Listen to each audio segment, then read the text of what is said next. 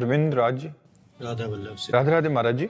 महाराज जी, स्वभाव क्या है और क्या हमारा स्वभाव पिछले जन्मों पर आधारित है? हाँ, पिछले जन्मों से आधारित है।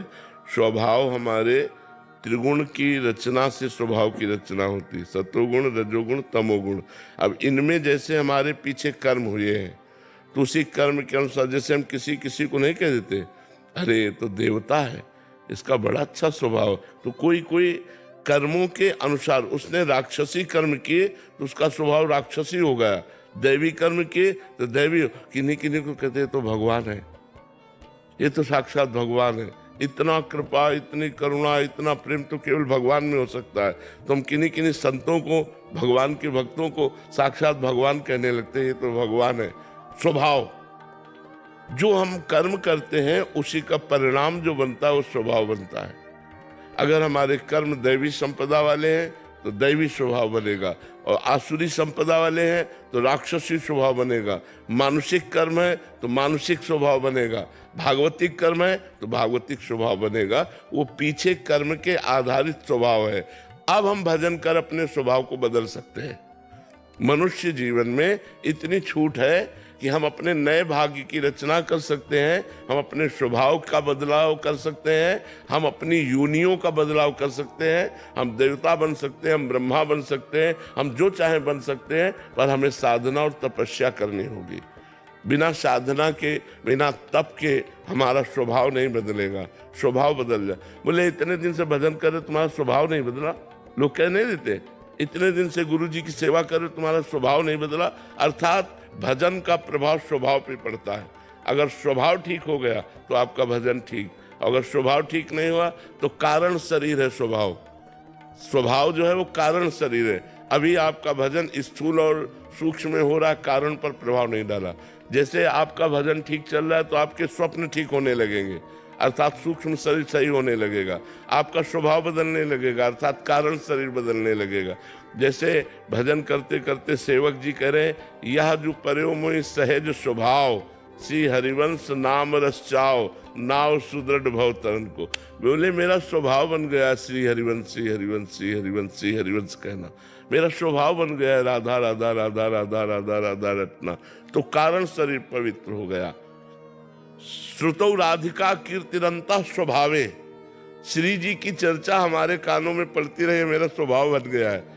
प्रियाजू की चर्चा सुनना, भगवत चर्चा सुनना, ये मेरा स्वभाव बन गया है। तो स्वभाव बदलता है हमारे आज के आचरण से और बनता है कल के आचरण से।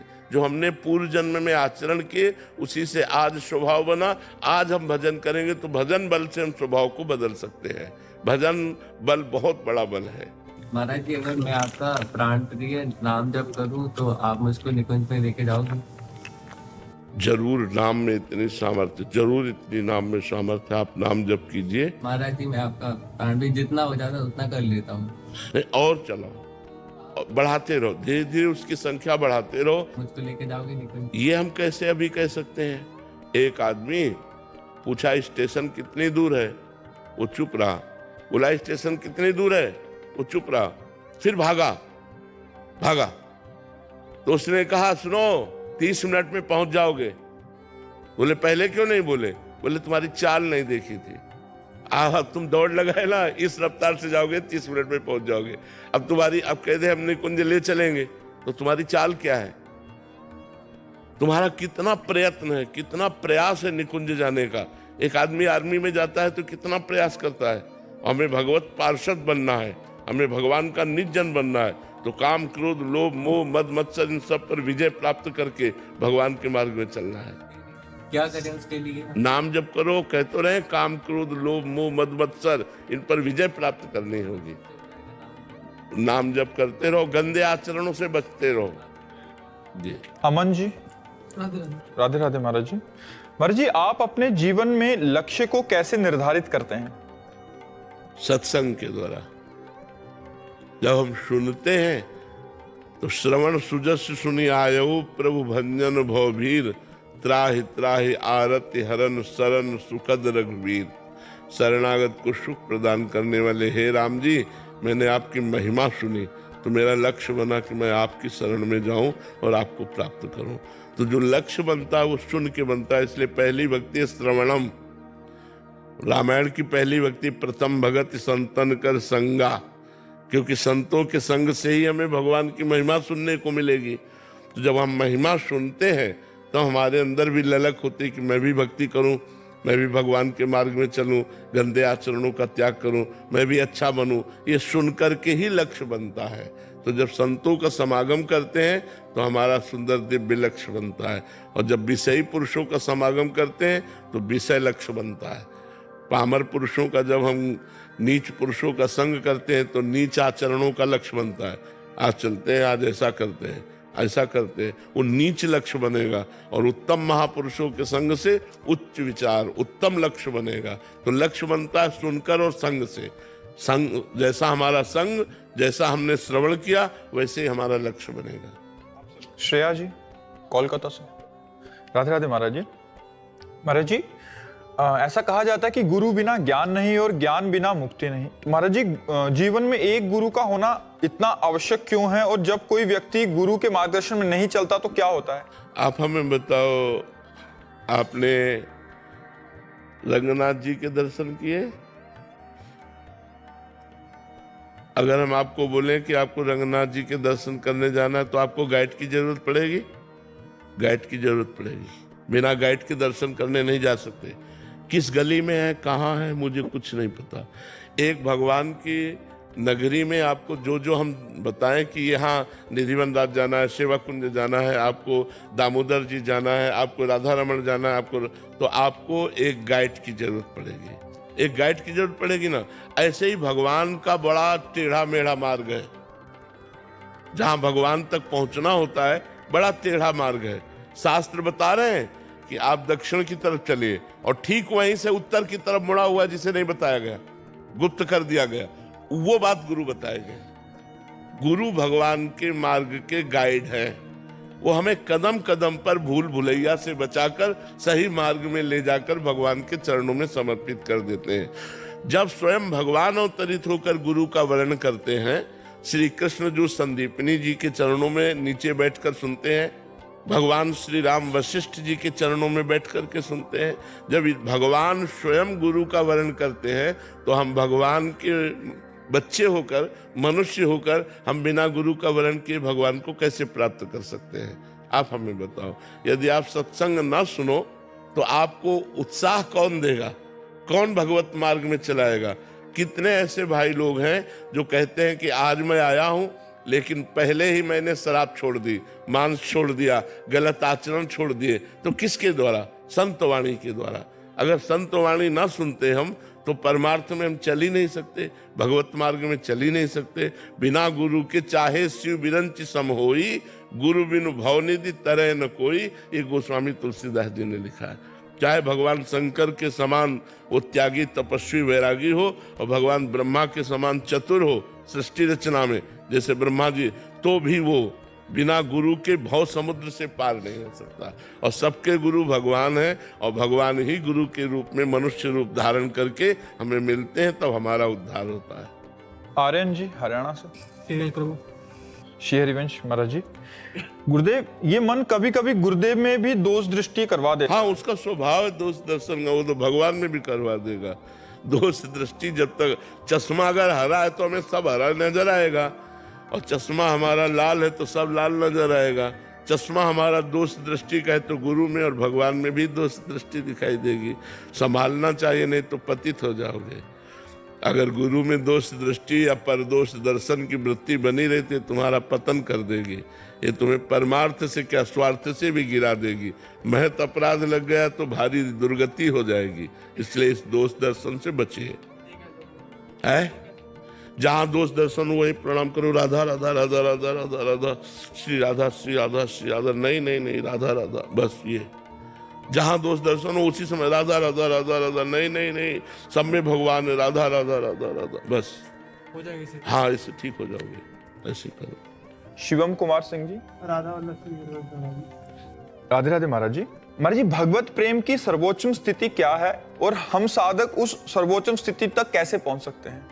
पहली बात तो भगवत प्रेम प्रतिक्षण वर्धमानम है, सीमा नहीं है कि यहां से पूर्ण होता है, ऐसा नहीं। प्रेम सदा बढ़िबो करे, जो शशि कला प्रवेश, पया में पूनो नहीं, ताते कबहु न शेष। प्रेम में कभी पूर्णिमा नहीं आती। प्रति जैसे चंद्रकला बढ़ती है, ऐसे प्रतिपल प्रेम बढ़ता रहता है। पर प्रेम की जो पहचान है, हमारे पूरे संसार में कहीं हमें किसी से मोह या राग न रह जाए, ममता न रह जाए, एकमात्र भगवान में ममता। और धीरे धीरे ऐसी स्थिति आवे कि मैं को भूल जाए, केवल प्रभु याद रहे।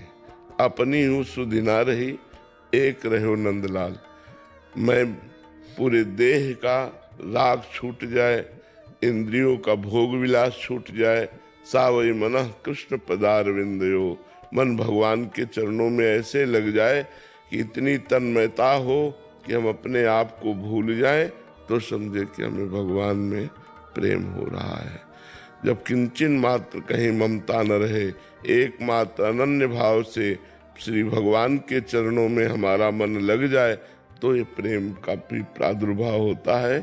देह कुटुंब ते जाए, छूटी सबही विधि ना। तो देह से, परिवार से, भोगों से, सब प्रकार से मन हटकर एकमात्र भगवान में लग गया, तो बस अब प्रेम का अब वो लीला में प्रवेश पा जाएगा, भगवान की दिव्य लीलाओं का रसास्वादन करेगा। पर मैं का विस्मरण होना ही प्रेम है। मैं का विस्मरण हो जाना ही प्रेम है। अहम शून्य होना ही प्रेम है। पूर्ण दैन्य होना ही प्रेम है। कामना रहित होना ही प्रेम है। और ये अनुभव में आता है, अनुभव स्वरूपम, ये अनिर्वचनीयम प्रेम स्वरूपम। वाणी से प्रेम के स्वरूप का पूर्ण वर्णन नहीं किया जा सकता। वो अनुभव स्वरूपम, सूक्ष्मतरम, कामना रहितम, गुण रहितम, प्रतिक्षण वर्धमानम, ये प्रेम का स्वरूप है। साक्षी पटेल जी। श्री हरिवंश महाराज। श्री हरिवंश महाराज जी। महाराज जी, सेवा और भजन दोनों के बीच यदि समय का चुनाव करना पड़े तो किसे प्राथमिकता देनी चाहिए? दोनों को साथ। अगर हम रसोई सेवा कर रहे हैं तो राधा राधा कहने में क्या परेशानी है? हम सोहनी सेवा कर रही हैं तो राधा राधा कहने में क्या परेशानी है? हम फावड़ा चला रहे हैं, राधा राधा, क्या परेशानी है? सेवा और सुमिरन दोनों के द्वारा ही हम भगवत प्राप्ति करते हैं, और दोनों एक साथ होने चाहिए। अगर सेवा हो रही है, सुमिरन भगवान का नहीं हो रहा, तो संसार का चिंतन होगा। संसार का चिंतन होगा तो सेवा अधूरी मानी जाएगी। जिसकी सेवा उसी का चिंतन, तो सुमिरन भी उसी का होना चाहिए। हम जिनकी सेवा कर रहे हैं, तो उठते बैठते चलते फिरते खाते पीते सोते जागते हर समय हमें ऐसा अभ्यास बनाना चाहिए नाम जप का कि हमारा सुमिरन न छूटे। सेवा और सुमिरन दोनों चलना चाहिए, क्योंकि सेवा से शरीर पवित्र होता है और सुमिरन से मन पवित्र हो जाता है। जब तन मन पवित्र हो जाता है तो भगवान की भक्ति आ जाती है, और भगवान की भक्ति जिसके हृदय में आती है, सब दैवी संपदा सहित स्वयं भगवान उसके हृदय में प्रकाशित हो जाते हैं। वो धन्य हो जाता है, लोकों में धन्य हो जाता है। हाँ, सकल भुवन मध्य निर्धना तेपि धन्या। यद्यपि वो गरीब है, फिर भी वो समस्त भुवनों में सर्वश्रेष्ठ धन्य है, जिसकी हृदय में भगवान की एकमात्र भक्ति का प्रकाश हो गया। तो भगवान अपने लोक को, धाम को छोड़कर उसके हृदय में प्रकाशित हो जाते हैं। जिसके हृदय में भगवान प्रकाशित है, उसको कितना अपार सुख मिलता होगा। सोचो, जो आनंद समुद्र के एक सीकर से त्रिभुवन का सुपास होता है, वो आनंद समुद्र भगवान हृदय में प्रकट हो गए। अब उसके आनंद की सीमा न रही। वो कभी नाचता है, कभी गाता है, कभी रोता है, प्रतिक्षण उसके भाव बदलते रहते हैं। सुने न काहू की कही कहे न अपनी बात, नारायण वा रूप में मगन रहे दिन रात। किसी की सुनना नहीं, किसी से कहना नहीं, भगवान हृदय में प्रकाशित हो गए तो भगवान के रूप छके घूमत रहे, तन को तनिक न भान, नारायण दृग जल बहाए यह प्रेम पहचान। नेत्रों से अश्रु बह रहा है, भगवान का रूप समाया हुआ है, परम धन्य स्थिति उसकी है। सतरति सतरत सा लोकांतार्यति, ऐसा महापुरुष स्वयं तर जाता है, स्वयं तर जाता है और लोगों को तार देता है। इसलिए धन्य है वही इस लोक में जो भगवान का नाम जप करते हुए सब कार्य करते हैं। जो भी सेवाएं हैं भगवान का स्मरण करते हुए करो, तो सेवा और सुमिरन दोनों साथ साथ अनुष्ठान करो। इससे भगवान की प्रेम लक्षणा भक्ति प्राप्त हो जाएगी और भगवान की कृपा से हमारा जीवन धन्य हो जाएगा।